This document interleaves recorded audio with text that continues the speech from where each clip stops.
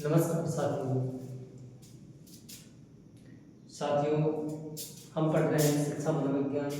और शिक्षा मनोविज्ञान के जो हमने पढ़ा है सभी अभ्यर्थियों के लिए हमने जो पढ़ा था और आपको मैंने बताया था कि शिक्षा मनोविज्ञान के अंतर्गत कौन कौन से क्षेत्र आते हैं और कौन कौन सा क्षेत्र आपको याद होना चाहिए कि मनोविज्ञान जब हम पढ़ते हैं, मनोविज्ञान को हमने पढ़ना शुरू किया है, चाहे वो शिक्षक भर्ती हो, चाहे कोई सी भी एग्जाम हो, थर्ड ग्रेड हो, रीट हो या मुख्य परीक्षा हो, सेकंड ग्रेड हो, फर्स्ट ग्रेड हो, अगर आप शिक्षा मनोविज्ञान पढ़ रहे हैं, मनोविज्ञान पढ़ रहे हैं तो मनोविज्ञान का क्षेत्र आपको याद होना चाहिए। 100% शिक्षा मनोविज्ञान के क्षेत्र से क्वेश्चन पूछा जाता है और मनोविज्ञान के क्षेत्र से क्वेश्चन पूछा जाता है। जो हम पढ़ रहे हैं मनोविज्ञान, क्वेश्चन किस तरीके से पूछा जाता है कि क्वेश्चन इस तरीके से पूछा जाता है कि मनोविज्ञान का क्षेत्र कौन सा नहीं है या इनमें से कौन सा मनोविज्ञान का क्षेत्र है, 100% पूछा जाता है। जितने भी मेरे साथी, मेरे दोस्त, मेरे छोटे भाई, बड़े भाई शिक्षक भर्ती की तैयारी कर रहे हैं, ध्यान से समझना, ध्यान से देखना कि मनोविज्ञान का क्षेत्र कौन कौन सा है। आपको 100% क्वेश्चन मिलेगा, एग्जाम में मिलेगा। तो नंबर 1 आपको याद रखना है कि सामान्य मनोविज्ञान, सामान्य मनोविज्ञान।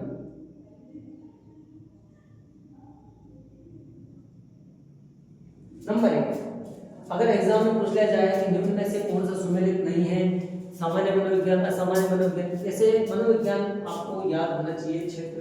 दूसरा, असामान्य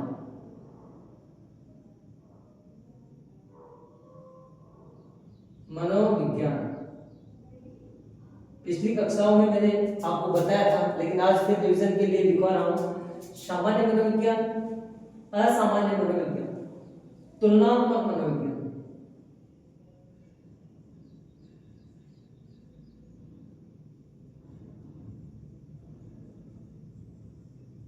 क्या?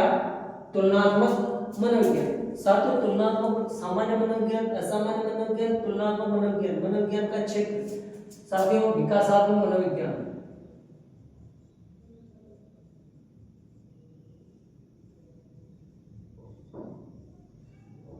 विकासात्मक मनोविज्ञान कितने हो गए? 4 हो गए। निदानात्मक,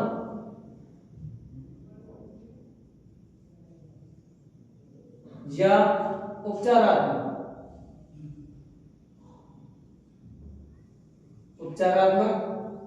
मनोविज्ञान। साथियों, निदानात्मक मनोविज्ञान, उपचारात्मक मनोविज्ञान, विकासात्मक मनोविज्ञान, तुलनात्मक मनोविज्ञान, असामान्य मनोविज्ञान, असामान्य सामान्य मनोविज्ञान। आगे हम एक है परा मनोविज्ञान,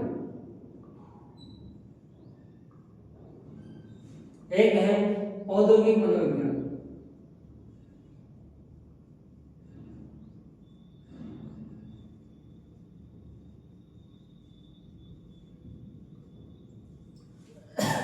अगला है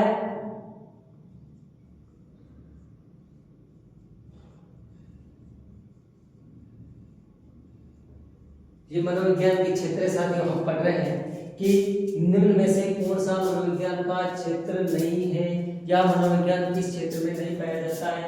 सामान्य मनोविज्ञान, असामान्य मनोविज्ञान, तुलनात्मक मनोविज्ञान, विकासात्मक मनोविज्ञान, निदानात्मक मनोविज्ञान या उपचारात्मक भी हो सकता है, परा मनोविज्ञान, औद्योगिक मनोविज्ञान, पशु मनोविज्ञान, बाल मनोविज्ञान।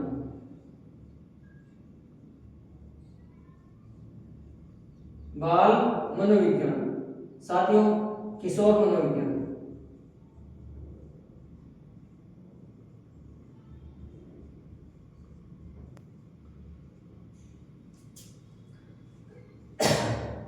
प्रौढ़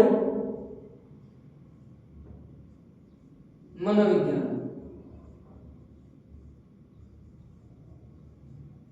कितने हो गए? असामान्य मनोविज्ञान, असामान्य मनोविज्ञान, सामान्य मनोविज्ञान, तुलनात्मक मनोविज्ञान, विकासात्मक मनोविज्ञान, निदानात्मक या उपचारात्मक मनोविज्ञान, परामनोविज्ञान, औद्योगिक मनोविज्ञान, पशु मनोविज्ञान, बाल मनोविज्ञान, किशोर मनोविज्ञान, प्रौढ़ मनोविज्ञान, प्रयोगात्मक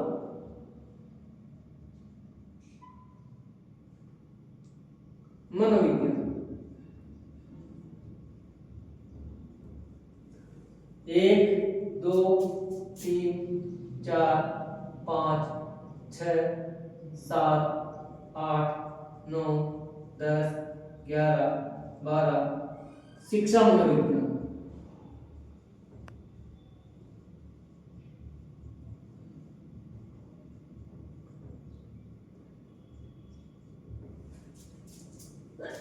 साथियों, सामान्य मनोविज्ञान, असामान्य मनोविज्ञान, तुलनात्मक मनोविज्ञान, ध्यान से देखना, विकासात्मक मनोविज्ञान, निदानात्मक या उपचारात्मक मनोविज्ञान, परामनोविज्ञान, औद्योगिक मनोविज्ञान, पशु मनोविज्ञान, बाल मनोविज्ञान, किशोर मनोविज्ञान, प्रौढ़ मनोविज्ञान, प्रयोगात्मक मनोविज्ञान, शिक्षा मनोविज्ञान और एक है समाज मनोविज्ञान।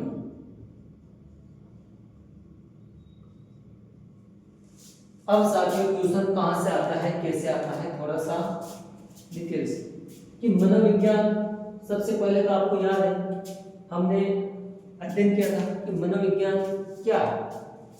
मन का अध्ययन करने वाला मनोविज्ञान पिछले वीडियो में खूब अच्छी तरह डिटेल से बताया मैंने पिछली कक्षाओं में। अब साथियों, जो मनोविज्ञान का क्षेत्र है उसके बारे में हम अध्ययन कर रहे हैं और एक स्टूडेंट जो शिक्षक भर्ती की तैयारी कर रहा है उसके लिए सबसे महत्वपूर्ण अगर हम अध्ययन करेंगे तो बाल मनोविज्ञान और शिक्षा मनोविज्ञान, दो मनोविज्ञान का हम पूरी तरह से अध्ययन करते हैं और हमारे मनोविज्ञान में इन दो का ही अध्ययन किया जाता है।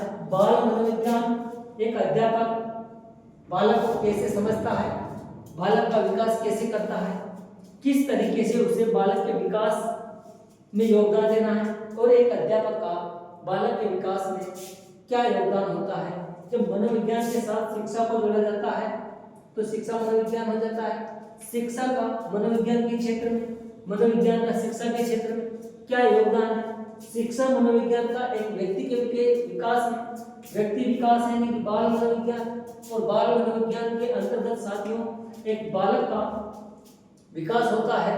थोड़ा सा डिटेल बाद में पढ़ेंगे, लेकिन सबसे पहले हम इस जो मनोविज्ञान के क्षेत्र है और उस मनोविज्ञान के क्षेत्र में हमें सबसे महत्वपूर्ण 100% एक क्वेश्चन पूछा जाता है कि निम्न में से मनोविज्ञान का क्षेत्र है, मनोविज्ञान का क्षेत्र नहीं है, मनोविज्ञान संबंधित नहीं है, कैसे भी पूछा जा सकता है। लेकिन आपको ये याद रखना 100% क्वेश्चन आएगा कि मनोविज्ञान, सामान्य मनोविज्ञान, असामान्य मनोविज्ञान, तुलनात्मक मनोविज्ञान, विकासात्मक मनोविज्ञान, निदानात्मक या उपचारात्मक मनोविज्ञान, परामनोविज्ञान, औद्योगिक मनोविज्ञान, समाज मनोविज्ञान, शिक्षा मनोविज्ञान, बाल मनोविज्ञान, किशोर मनोविज्ञान, प्रौढ़ मनोविज्ञान, प्रयोगात्मक मनोविज्ञान, विकासात्मक मनोविज्ञान, पशु मनोविज्ञान, औद्योगिक मनोविज्ञान, मनोविज्ञान के मुख्य रूप से क्षेत्र है। क्या है? इनको मनोविज्ञान का क्षेत्र कहा जाता है। क्या कहा जाता है? मनोविज्ञान का क्षेत्र।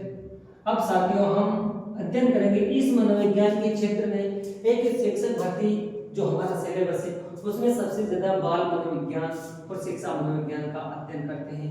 मनोविज्ञान मन का जो अध्ययन करता है और किसके मन का अध्ययन करता है साथियों, हमारे लिए सबसे महत्वपूर्ण है मनोविज्ञान, बाल मनोविज्ञान। और बाल मनोविज्ञान शिक्षा का मनोविज्ञान में किस तरीके से प्रयोग किया गया है, या मनोविज्ञान में शिक्षा का प्रयोग ऐसे कर सकते हैं कि मनोविज्ञान का शिक्षा में कैसे प्रयोग किया गया है, यानी शिक्षा प्लस मनोविज्ञान के माध्यम से ही एक बालक का, एक व्यक्ति का विकास होता है और उसका हम अध्ययन करते हैं बाल मनोविज्ञान।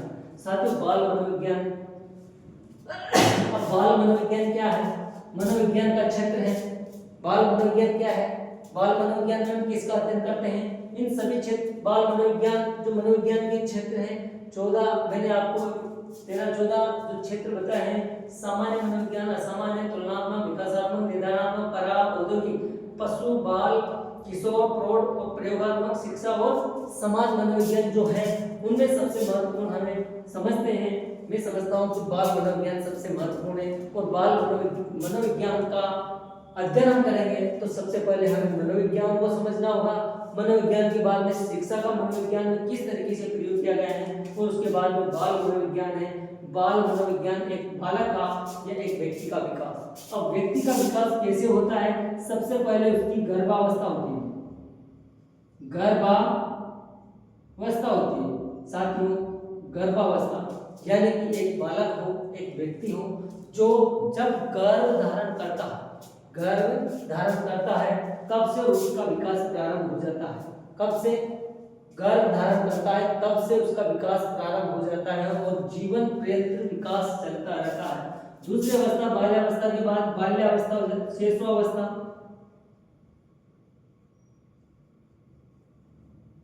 शिशुअवस्था, बाल्यावस्था, किशोरावस्था,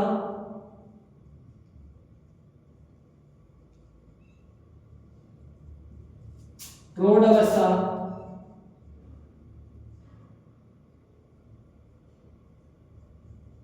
प्रौढ़ावस्था लिखें या प्रौढ़ावस्था लिखें, फिर वृद्धावस्था। इस प्रकार एक व्यक्ति का जो विकास होता है इन अवस्थाओं से होकर गुजरता है। एक व्यक्ति का विकास अगर आपसे पूछ लिया जाए कि एक व्यक्ति का विकास किस अवस्था में नहीं होता है तो साथियों विकास गर्भावस्था से शुरू होता है, यानी कि गर्भ धारण करता है तब से शुरू होता है। गर्भ धारण से लेकर के जीवन पर्यंत वृद्धावस्था के बाद में मृत्यु तक उसका विकास निरंतर चलता रहता है। लेकिन गर्भावस्था के बाद में शिशुअवस्था आएगी, शिशुअवस्था के बाद में बाल्यावस्था आएगी, बाल्यावस्था के बाद में किशोरावस्था आएगी, किशोरावस्था के बाद में प्रौढ़ावस्था आएगी, प्रौढ़ावस्था के बाद में वृद्धावस्था आएगी। लेकिन हम सामान्यतः जो बाल मनोविज्ञान है और बाल मनोविज्ञान में बाल्यावस्था है, बाल्यावस्था तो बाल्यावस्था को हम अध्ययन करेंगे तो साथियों जन्म से लेकर या गर्भ धारण करता है तब से लेकर यहाँ पर हम जन्म से लेकर जो किशोरावस्था होती है किशोरावस्था उसके अंतर्गत हम बाल मनोविज्ञान में अध्ययन करते हैं। बालक का जन्म के समय, गर्भ धारण के समय या गर्भावस्था में उसका विकास कैसे होता है, शिशु अवस्था में चलकर वो कितना विकास करता है, बाल्यावस्था और किशोरावस्था यहाँ तक जो उसका विकास होगा उसका हम बाल मनोविज्ञान या बाल विकास के अंतर्गत अध्ययन करेंगे।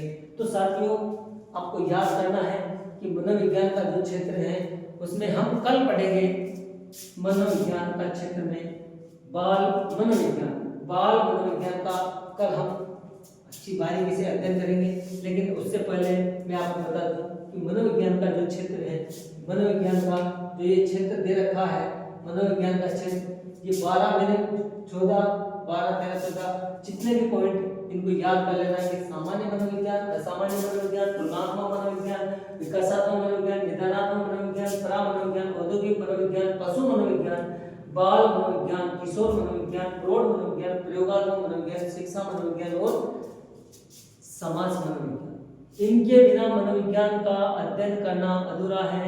शिक्षा मनोविज्ञान, शिक्षा का या मनोविज्ञान का शिक्षा में प्रयोग और उसके साथ साथ हम बाल मनोविज्ञान, बालक का किस तरीके से विकास होता है एक व्यक्ति का, उसका अध्ययन हम करेंगे कल के वीडियो में। कल की क्लास में बाल मनोविज्ञान के क्षेत्र का एक पार्ट है जो शिक्षा मनोविज्ञान का क्षेत्र पार्ट है उसका बाल मनोविज्ञान। सबसे पहले बाल मनोविज्ञान आंदोलन किसने किया, इसके जन्मदाता कौन है, वगैरह वगैरह का अध्ययन करेंगे। धन्यवाद। जय हिंद जय भारत।